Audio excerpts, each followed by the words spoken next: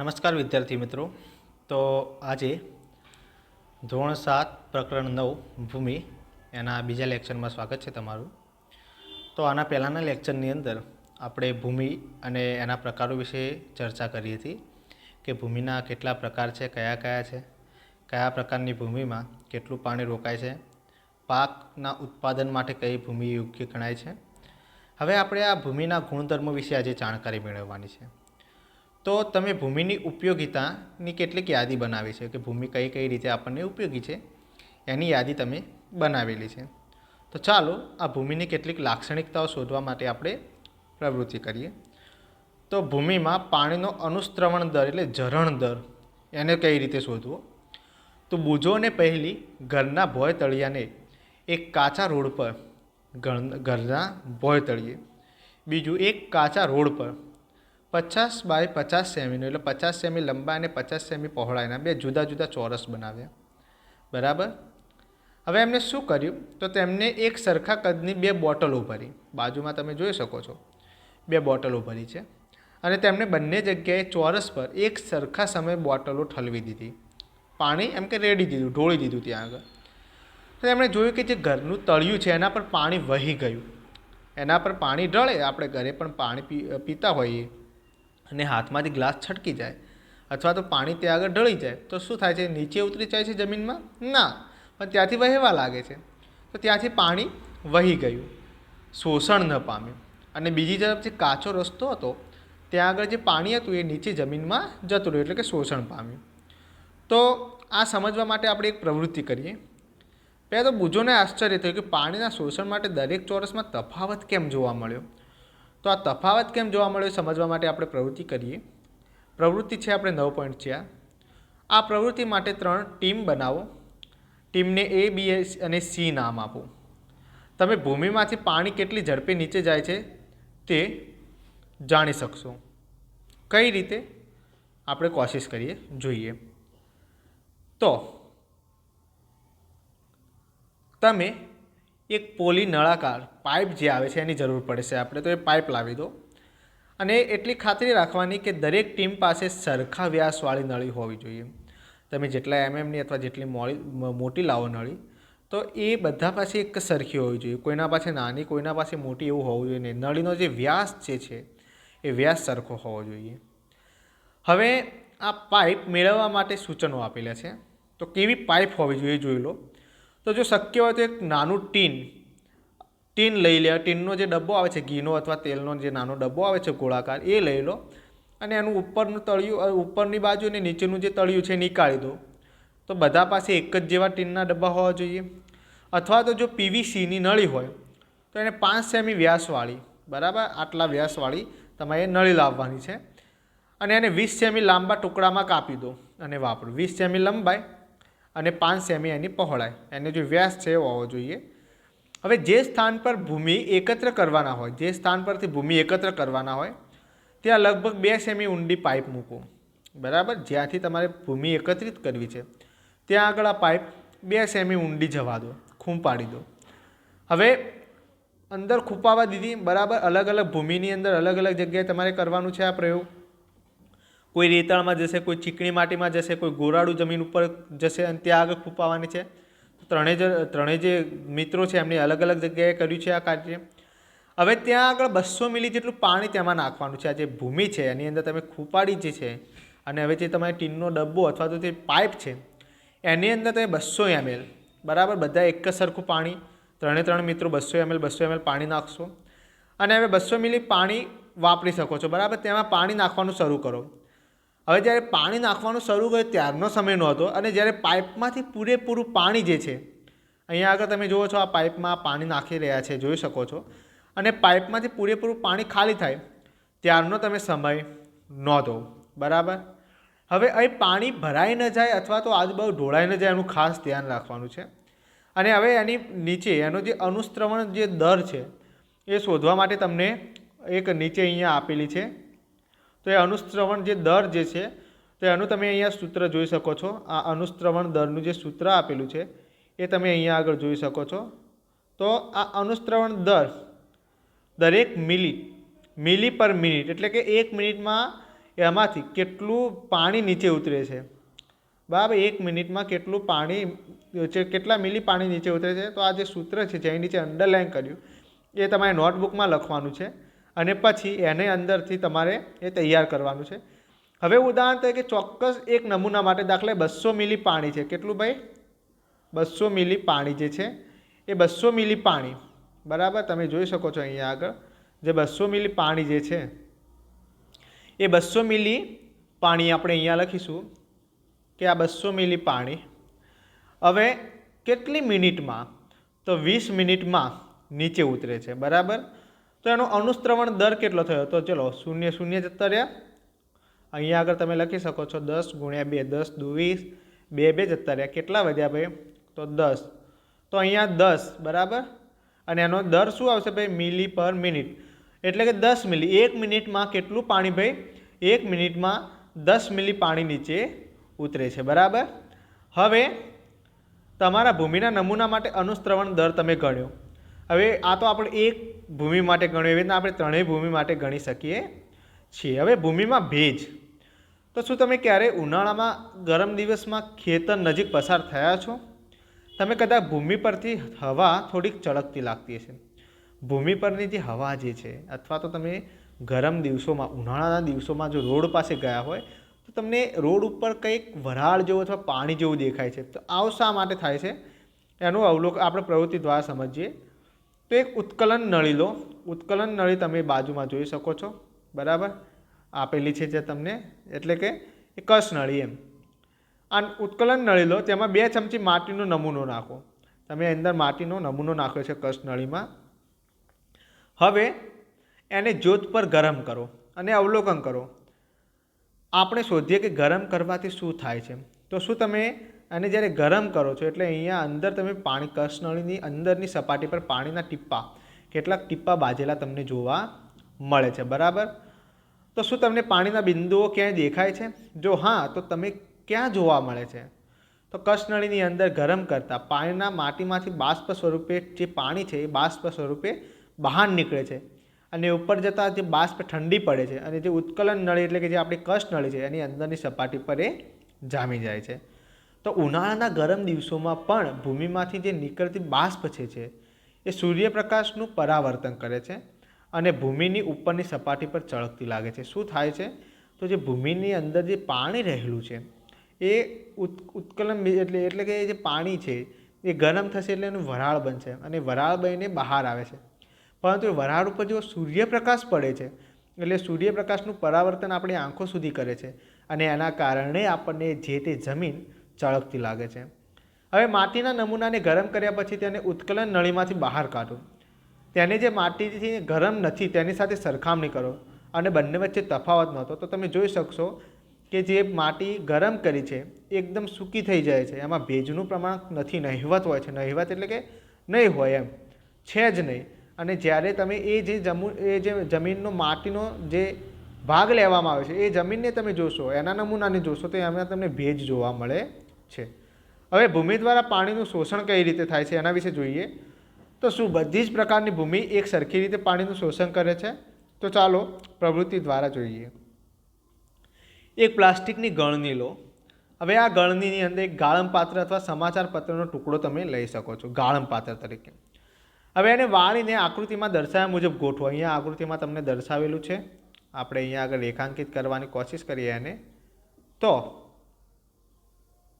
અહીંયા આગળ તમે જોઈ શકો છો આ જે તમારી ગળણી છે, બરાબર. અને એની અંદર જે છે આ જેની ઉપર અંડરલાઇન આપણે કરી છે ગ્રીન કલરની, એ જે છે એ રેડ કલરની, એ તમારું છે ગાળમ પાત્ર. એટલે કે ન્યૂઝપેપર પણ હોઈ શકે છે અથવા તો એમાં એ ગળણી પણ હોઈ શકે છે, બરાબર. હવે આપણે આગળ જોઈશું. તો એક પ્લાસ્ટિકની ગળણી અથવા ગળણી લો. હવે એની અંદર એમાં જે દર્શાવ્યું છે એ ગાળમ પાત્રની અંદર 50 ગ્રામ 50 ગ્રામ જે કોરી પાવડરવાળી માટી લઈ તેને એની ફનેલી ગળણીમાં નાખો.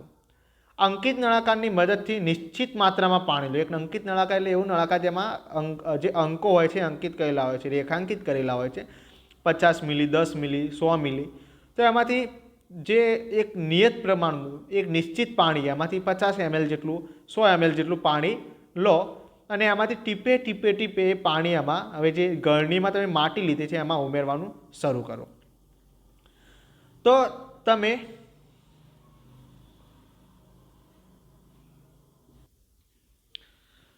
વિદ્યાર્થી મિત્રો અહીંયા આગળ તમે જોઈ શકો છો. તો એની અંદર હવે તમારે પાણી લેવાનું છે. તો અંકિત નળાકારમાં તમે આપણે જોઈએ ઉપરથી થોડું. તો હવે ડ્રોપર લઈ અને ડ્રોપરની મદદથી ટીપે ટીપે તમારે અંદર પાણી ઉમેરવાનું છે. હવે આ જે છે તમે આ હેતુ માટે ડ્રોપરનો વપરાશ એટલા માટે કરી શકો કે ટીપે ટીપે નાખવાનું છે, બરાબર. કેટલીક વાર હાથથી નાખીએ તો વધારે ઓછું પાણી થઈ જાય, પણ ડ્રોપરની મદદથી ટીપે ટીપે પાણી નાખી શકશો. બધું જ પાણી એક જ સ્થાન પર ન પડવા દો, બધી જ માટી પર પાણી તમારે નાખવાનું છે. અહીંયા આગળ આકૃતિ આપેલી છે, તમે જોઈ શકો છો. જ્યાં સુધી પાણી ટપકવાનું શરૂ ન થાય ત્યાર સુધી પાણી રેડો. જ્યાં સુધી પાણી ટપકવાનું શરૂ નથી થતું ત્યાર સુધી તમારે પાણી નાખ્યા કરવાનું છે. હવે અંકિત નળાકારમાં જે વધેલું જે પાણી છે એ પાણી મૂળ લીધેલી પાણીની માત્રામાંથી બાદ કરો. એટલે કે દાખલા તરીકે તમે 10 ml પાણી લીધું હોય, અથવા ચલો તમે 100 ml પાણી લીધું છે અને તમે નાખ્યું 70 ml. હવે કેટલું વધ્યું? તો 100 ml - 70 એટલે 30 ml પાણી તમારું વધ્યું છે, બરાબર. તો મૂળ પાણીમાંથી બાદ કરો. નળાકારમાં વધેલું જે પાણી છે, હવે નળાકારમાં વધેલું કીધું તો નળાકારમાં 30 ml વધ્યું, કારણ કે તમે 100 ml લીધું હતું એમાંથી ત્યાં આગળ વધ્યું જ કેટલું? 30 છે. તો ત્યાં આગળ તમારો જવાબ 70 આવશે, બરાબર. તો આટલું પાણી માટી દ્વારા શોષણ પામ્યું. 70 ml પાણી માટી દ્વારા શોષણ પામ્યું. જે નીચે મુજબ તમે નોંધપોથીમાં પરિણામ લખો. અહીંયા આગળ આપણે જોઈએ ફરીથી એકવાર. તો અંકિત નળાકારમાં શરૂઆતમાં લીધેલું પાણી કદયું કહેવાશે એને, બરાબર. અંકિત નળાકારમાં જે શરૂઆતમાં તમે જે પાણી લો છો એને તમે યુ વડે દર્શાવો, UML, બરાબર. અંકિત નળાકારમાં બાકી રહેલું પાણી VML અને માટી દ્વારા શોષાયેલું પાણીનું કદ. હવે માટીએ કેટલું પાણી શોષ્યું છે એના માટે U - V. U એટલે શરૂઆતમાં લીધેલું પાણી 100 ml અને પાણી વધ્યું કેટલું? 30 ml. તો માટી દ્વારા શોષાયેલું 100 - 30 બરાબર 70. એટલે માટી દ્વારા કેટલું ભાઈ શોષાયેલું? U - V ગ્રામ અથવા U - V ml. તો આપણે અહીંયા આગળ જોયું 70 આવ્યું. પણ 1 મિલી પાણીનું વજન 1 ગ્રામ જેટલું હોય છે. આપણે 1 મિલી પાણીનું વજન 1 ગ્રામ જેટલું ગણીએ તો શોષાયેલા પાણીના ટકા શોધવા હોય તો તમારે આ જે સૂત્ર છે એ તમારે નોટબુકમાં લખવાનું છે, શોષાયેલા પાણીના ટકા. તો શોષાયેલા પાણીના ટકા U - V ભાગ્યા 50 ગુણ્યા 100. 50 કેમ? કારણ કે માટીનું વજન આપણે 50 ગ્રામ લીધું હતું. એટલે હવે કેટલા ટકા પાણી શોષ્યું? તો એના માટે જેટલું પાણી શોષાયું હોય એને જે માટી જે લીધી છે એના વડે ભાગી અને 100 વડે ગુણી દેવાના, અને એ જે તમને જવાબ મળે છે એ તમારા શોષાયેલા પાણીના ટકા મળશે. આ પ્રવૃત્તિ જુદા જુદા માટીના નમૂનાઓ સાથે કરો. શું તમને બધા જ નમૂનાઓ માટે એક જ પરિણામ મળે છે? તમારા મિત્રો સાથે પરિણામની ચર્ચા કરો અને નીચેના પ્રશ્નોના જવાબ લખો. કયા પ્રકારની માટીમાં વધુમાં વધુ અનુસ્રવણ દર જોવા મળે છે? કયા પ્રકારની માટીમાં ઓછો અનુસ્રવણ દર જોવા મળે છે? બુજોએ તેના પડોશી તરફથી સાંભળ્યું હતું કે વરસાદના 8 થી 10 દિવસ પછી તળાવ અને કૂવામાં પાણીનું સ્તર વધે છે. તો કયા પ્રકારની પાણી માટીને ખૂબ જ ઝડપથી અંદર જવા દેશે? કયા પ્રકારની માટીમાં પાણી સૌથી ઝડપથી અંદર જાય છે? કયા પ્રકારની માટીમાં વધુમાં વધુ માત્રામાં પાણીનું શોષણ કરે છે અને કઈ માટી ઓછામાં ઓછું પાણી શોષણ કરે છે? તો શું તમે કોઈ એવી પદ્ધતિનું સૂચન કરી શકો છો જે વધુ પાણીનું અનુસ્રવણ અને ભૂગર્ભ જળ સુધી પહોંચાડે છે? તો આ બધા પ્રશ્નોના જવાબ તમે આજ સુધી જેટલું ભણ્યા આ 2 લેક્ચરમાં એના ઉપરથી જ છે. તો આ બધા પ્રશ્નોના જવાબ નોટબુકમાં લખવાના છે તમારે. હવે આપણે આગળ જોઈએ ભૂમિ અને પાક. તો ભારતના જુદા જુદા ભાગોમાં જુદા જુદા પ્રકારની ભૂમિ જોવા મળે છે. કેટલાક ભાગમાં ચીકણી માટીવાળી ભૂમિ, કેટલાક ભાગમાં ગોરાળુ ભૂમિ, જ્યારે કેટલાક ભાગમાં રેતાળ ભૂમિ તમને જોવા મળે છે. હવે આ જે ભૂમિ છે આ ભૂમિ પર વરસાદ, તાપમાન, પ્રકાશ અને ભેજની અસર પણ જોવા મળે છે. તમે અહીંયા આગળ ટીક માર્ક કરી શકો છો કે જે ભૂમિ છે આ ભૂમિ પર કયા કયા પ્રકારની અસર જોવા મળે છે. તો એના પર તમે જોઈ શકો છો કે ભૂમિ પર પવન, વરસાદ, તાપમાન અને પ્રકાશની અસર જોવા મળે છે. આ સિવાય પણ કેટલાક મહત્ત્વના પર્યાવરણીય બળો છે જે ભૂમિના ગુણધર્મોને બંધારણમાં ફેરફાર લાવે છે. આ પર્યાવરણીય બળો અને પર્યાવરણીય પરિબળો અને સાથે સાથે ભૂમિના ઘટકો જે તે પ્રદેશની વનસ્પતિઓ અને પાક ઉગશે કે તે નક્કી કરે છે. આપણે ઉપર થોડું જોઈ લઈએ, જે બ્લુ કલરના બ્રેકેટની અંદર તમને આપેલું છે. ગ્રામ એટલે જી અને કિલોગ્રામ કેજી હકીકતમાં દળના એકમો છે. 1 ગ્રામ અને 1 કિલોગ્રામ દળનું વજન 1 ગ્રામ અને 1 કિલોગ્રામ હોય છે. 1 ગ્રામ અને 1 કિલોગ્રામ જે દળ છે એનું વજન 1 ગ્રામ અને 1 કિલોગ્રામ હોય છે. પરંતુ સામાન્ય રીતે આપણે રોજિંદા વ્યવહારમાં, વેપાર તથા ઉદ્યોગમાં ગ્રામ અને ગ્રામના વજનના તફાવતને અવગણવામાં આવે છે. એટલે તમે ક્યાંક જતા હશો તો આટલા, તમે એમ નથી કહેતા કે મને 10 દળ ચોખા આપો, પણ તમે એમ કહો કે મને 10 ગ્રામ અથવા 10 કિલો ચોખા આપો. દળના જ એકમો છે ગ્રામ. હવે આપણે આગળ જોઈશું તો અહીંયા આગળ પર્યાવરણીય પરિબળો અને સાથે સાથે ભૂમિના ઘટકો, જે ભૂમિના ઘટકો છે તે પ્રદેશની વનસ્પતિઓ અને પાક ઉગશે કે નહીં તે નક્કી કરે છે. ચીકણી અને ગોળાળુ બંને પ્રકારની ભૂમિ એ ઘઉં અને ચણા જેવા ધાન્યો માટે યોગ્ય છે. અહીંયા આગળ તમે અંડરલાઈન કરી શકો છો. આ પ્રકારની જે ભૂમિ છે એ પાણીને જકડીને રાખે છે. ચોખા જેવા પાક માટે ભૂમિ ચીકણી અથવા કાર્બનિક પદાર્થો અને ઊંચી જલદાહક ક્ષમતાવાળી હોવી જોઈએ છે. ચોખા જે છે એના માટે કેવી પ્રકારની ભૂમિની કેવા પ્રકારની ભૂમિ જરૂરી છે? તો એના માટે ચીકણી અથવા કાર્બનિક પદાર્થો અને ઊંચી જળ, કારણ ચોખાને સૌથી વધારે પ્રમાણમાં પાણીની જરૂર હોય છે, તો ઊંચી જલદાહક ક્ષમતાવાળી જે જમીન હોય છે એની ઉપયોગિતા હોય છે.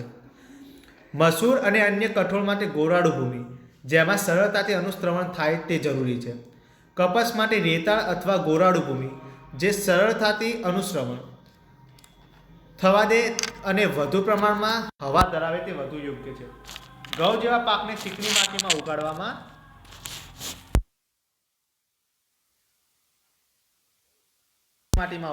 આવે છે, કારણ કે તેઓ સેન્દ્રિય પદાર્થોથી ભરપૂર હોય છે અને ફળદ્રુપ હોય છે.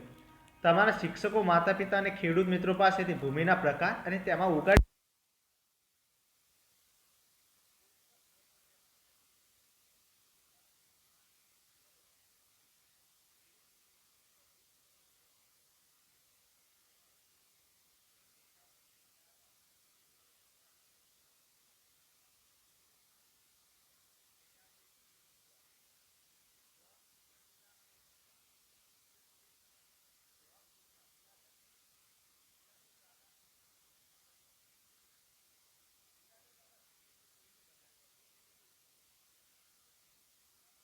આ રીતે ગોળો બનાવવામાં આવે એને પિંડ કહેવામાં આવે છે.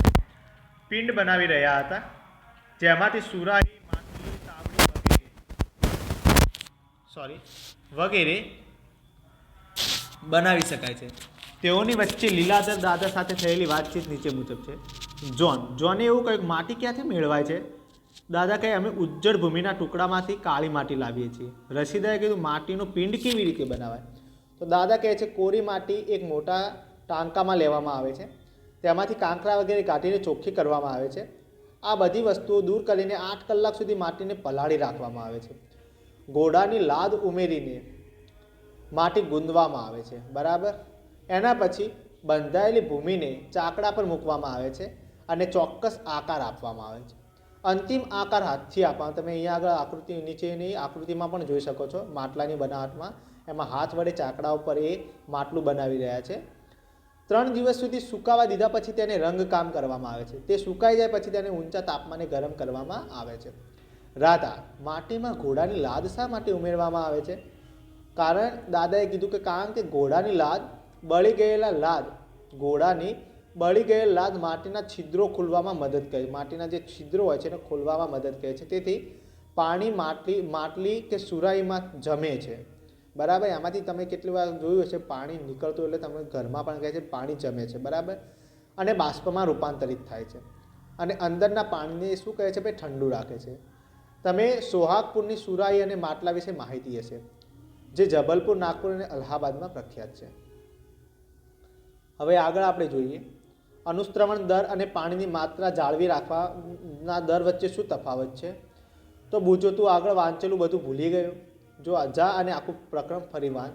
અનુશ્રવણ દર એટલે શું અને પાણીની માત્રા જાળવા રાખવા એટલે શું એ તમને ખ્યાલ જ હશે. હવે આપણે થોડી માહિતી મેળવીએ ભૂમિના ધોવાણ વિશે. તો ભૂમિની સપાટીનું પાણી જે છે ભૂમિની સપાટી એનું પાણી પવન કે બરફ દ્વારા દૂર થવાની પ્રક્રિયાને ધોવાણ કહે છે. ભૂમિની સપાટી પરના જે કણો છે પાણી પવન કે બરફ દ્વારા દૂર થવાની જે પ્રક્રિયા છે એને ધોવાણ કહે છે. વનસ્પતિના મૂળ ભૂમિને નિશ્ચિત રીતે બાંધે છે. વનસ્પતિની ગેરહાજરીમાં ભૂમિ ઢીલી પડે છે જેથી તે સરળતાથી પવન અને વહેતા પાણી દ્વારા ચલિત થાય છે. જે વિસ્તારોમાં ભૂમિ પર વૃક્ષો ઓછા પ્રમાણમાં હોય છે અથવા હોય જ નહીં ત્યાં ગંભીર ધોવાણ જોવા મળે છે, જેવા કે રણ અને ઉજ્જડ ભૂમિ. આ જગ્યાએ બહુ મોટા પ્રમાણમાં ભૂમિનું ધોવાણ થાય છે. આથી વૃક્ષો કપાતા અને વન કટાઈ અટકાવવી જોઈએ અને લીલા વિસ્તારોનો વધારો કરવાનો પ્રયાસ કરવો જોઈએ. અહીંયા આગળ આપણો આ 9મું ચેપ્ટર પૂર્ણ થાય છે. એનો સ્વાધ્યાય તમારે લખી દેવાનો છે, બરાબર. અને સુવાચ્ય અક્ષરે સ્વાધ્યાય લખી અને કંઈ ખબર ના પડે તો મને પૂછજો. જય રાજા.